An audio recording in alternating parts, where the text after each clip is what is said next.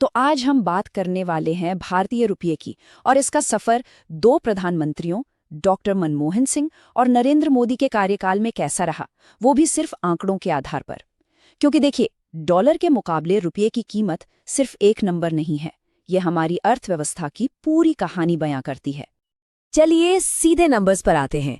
Doctor Manmohan Singh के 10 साल के कार्यकाल में रुपया गिरा करीब 15 रुपए। वहीं नरेंद्र मोदी के 11 साल के कार्यकाल में ये गिरावट लगभग दोगुनी यानी 30 रुपए की हो गई। तो सवाल ये उठता है कि लगभग एक जैसे टाइम पीरियड में इतना बड़ा फर्क क्यों?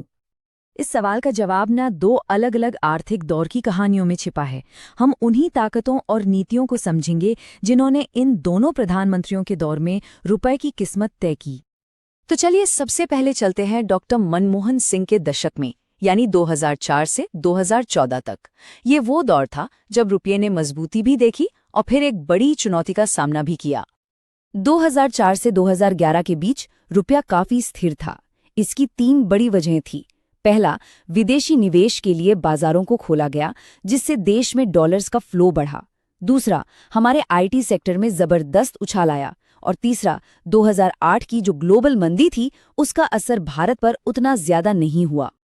और इन सबका असर देखिए, 2007 में रुपया $1 के मुकाबले 41 रुपये के अपने सबसे मजबूत लेवल पर पहुंच गया था। ये उस दौर की आर्थिक स्थिरता को दिखाता है। तो फिर सवाल ये उठता है कि अगर सब कुछ इतना अच्छा चल रहा था तो 2014 आते आते रुपया 60 के स्तर तक कैसे पहुंच गया? आखिर कहानी में ट्विस्ट कहाँ आया? असल में गिरावट की मुख्य वजह बाहरी थी। 2011 के बाद इंटरनेशनल मार्केट में कच्चे तेल की कीमतें अचानक बहुत बढ़ गईं। अब क्योंकि भारत अपनी जरूरत का ज्यादातर तेल बाहर से खरीदता है, हमारा व्यापार घाटा बढ़ गया, डॉलर की डिमांड बढ़ी और रुपये पर जबरदस्त दबाव पड़ा। चलिए अब कहानी के दूसरे हिस्से पर चलते हैं और देखते हैं कि 2014 के बाद क्या हुआ। प्रधानमंत्री नरेंद्र मोदी के कार्यकाल में रुपये ने एक लगातार गिरावट का दौर देखा। ये टाइमलाइन गिरावट की पूरी तस्वीर साफ करती है। 2014 में जो रुपया 60 के आसपास था, वो नवंबर 2025 तक 89.60 तक पहुंच गया। ये एक सीधी और लगातार गिरावट को दिखाता है। तो सवाल है, इस गिरावट की वजह क्या थी? सोर्स के मुताबिक आलोचक इस ऐतिहासिक गिरावट को सरकार की कुछ खास नीतियों और प्राथमिकताओं से जोड़कर देखते हैं। आइए जरा इन फैक्टर्स को समझते हैं। तो इस सेक्शन में हम उन 3 मुख्य कारणों को थोड़ा डिटेल में देखेंगे, जिन्हें आलोचक 2014 के बाद रुपए की कमजोरी के लिए जिम्मेदार मानते हैं। ये 3 कारण हैं। पहला, बढ़ता हुआ ट्रेड डेफिसिट यानी व्यापार घाटा।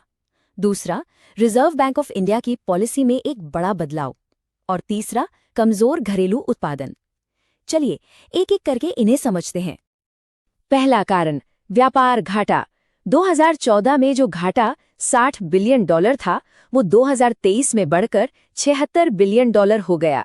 सीधा सा हिसाब है, जब हम तेल, इलेक्ट्रॉनिक्स और रक्षा जैसे सामान बाहर से ज्यादा मंगाते हैं तो हमें ज्यादा डॉलर खर्च करने पड़ते हैं, जिससे रुपये पर दबाव बढ़ता है। दूसरा और बहुत जरूरी फैक्टर था आरबीआई की पॉलिसी में बदलाव।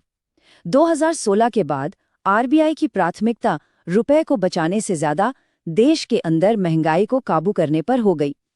इस पॉलिसी के तहत रुपए का धीरे धीरे कमजोर होना एक तरह से स्वीकार कर लिया गया। और तीसरा कारण है हमारा कमजोर घरेलू उत्पादन। देखिए, मेक इन इंडिया जैसी कोशिशों के बावजूद देश जरूरी चीजों के लिए आज भी बहुत हद तक इंपोर्ट पर निर्भर है। इसका नतीजा ये हुआ कि जब भी कोई ग्लोबल संकट आया, जैसे कोई जंग या महामारी, तो इंपोर्ट महंगा हो गया और इसका सीधा और तगड़ा असर रुपए पर पड़ा। तो इन 2 दशकों की कहानी को समझने के बाद अब हम भविष्य की ओर देखते हैं और एक बड़े सवाल पर सोचते हैं। दोनों दौर का निचोड़ ये है। सिंह के दौर में रुपए की ताकत का मेन ड्राइवर था विदेशी पूंजी का आना और आरबीआई का फोकस रुपए को स्थिर रखने पर था। वहीं मोदी के दौर में रुपए की कमजोरी की बड़ी वजह बढ़ता व्यापार घाटा रहा और आरबीआई का फोकस महंगाई कंट्रोल करने पर शिफ्ट हो गया। और आखिर में ये पूरा विश्लेषण हमें इस अहम सवाल पर लाकर छोड़ता है, आने वाले वक्त में रुपए का भविष्य किन आर्थिक नीतियों पर टिका होगा? क्या व्यापार घाटे को कम करने पर जोर देना होगा या फिर आरबीआई की पॉलिसी में कोई और नया मोड़ देखने को मिलेगा? ये सोचने वाली बात है।